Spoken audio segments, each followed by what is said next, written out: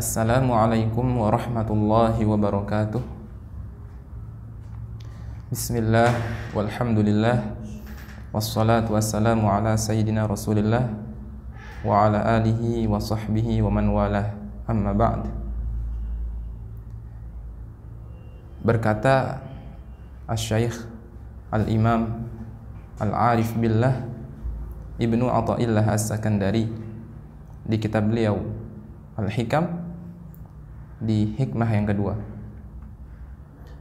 Beliau berkata, iradatuka tajrid ma'a iqamatillahi iyyaka fil asbab minasyahwatil khafiyah wa iradatuka al asbab ma'a iqamatillahi iyyaka fit tajrid inhitatun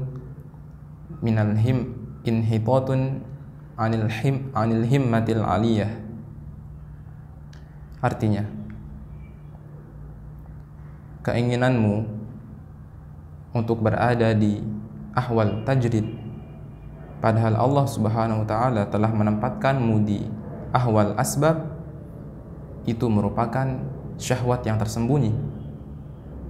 Dan keinginanmu untuk berada di makom, berada di ahwal asbab, padahal Allah Subhanahu wa ta'ala telah menempatkanmu di ahwal tajrid, itu merupakan turun dari himmah, dari semangat, dari tekad yang luhur. Di hikmah ini Al-Imam Ibnu Athaillah As-Sakandari rahimahullah ta'ala menjelaskan bahwasanya manusia itu terbagi menjadi dua. Ada yang berada di makom asbab, di ahwal asbab, ada yang berada di ahwal tajrid. Jadi seolah-olah beliau memiliki dua murid. Kemudian beliau berkata kepada salah satu muridnya, wahai muridku, iradatuka tajrid ma'a iqamatillahi iyyaka fil asbab minasyahwatil khafiyah. Dan beliau berkata lagi kepada murid beliau yang satunya, wahai muridku, iradatukal asbab ma'a iqamatillahi iyyaka fit tajrid inhitatun anil himmatil aliyah. Murid beliau yang satunya berada di makom asbab. Murid ini kerja, katakanlah dia misalnya ngojek atau jualan cendol atau main saham atau bisnis dan lain sebagainya. Beliau berkata kepada murid beliau ini,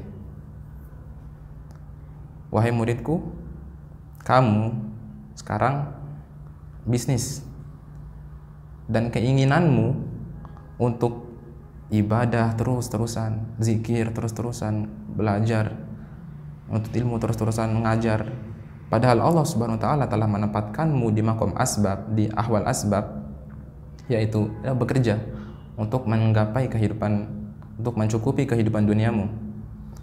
Itu merupakan syahwat yang tersembunyi. Kenapa disebut syahwat? Karena kamu lebih mengutamakan kehendakmu daripada kehendak Tuhanmu. Tuhanmu menempatkanmu di ahwal asbab, tapi kamu ingin ke ahwal tajrid. Demikian.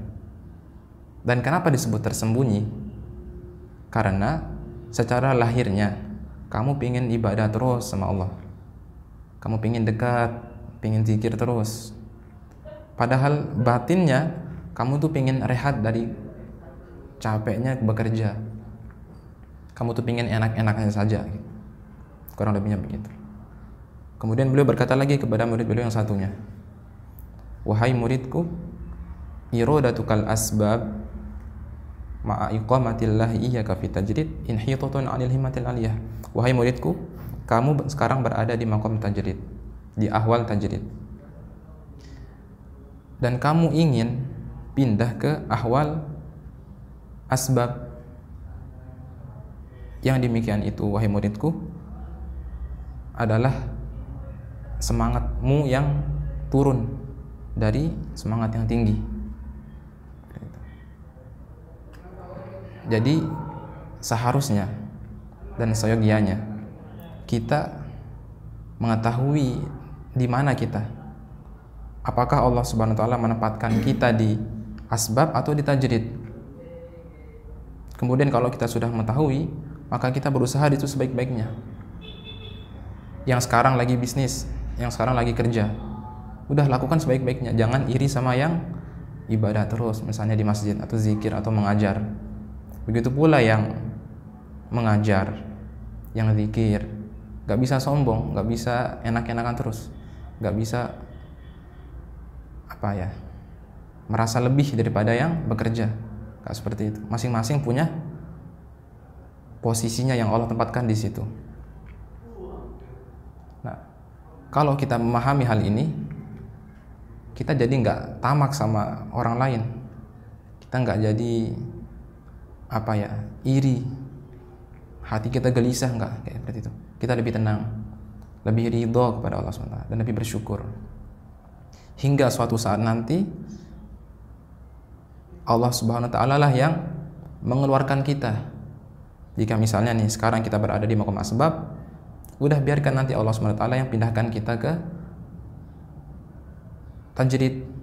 Dan sekarang misalnya kita berada di tajrid, biarkan Allah Subhanahu wa Ta'ala nanti entah kapan yang memindahkan kita ke asbab.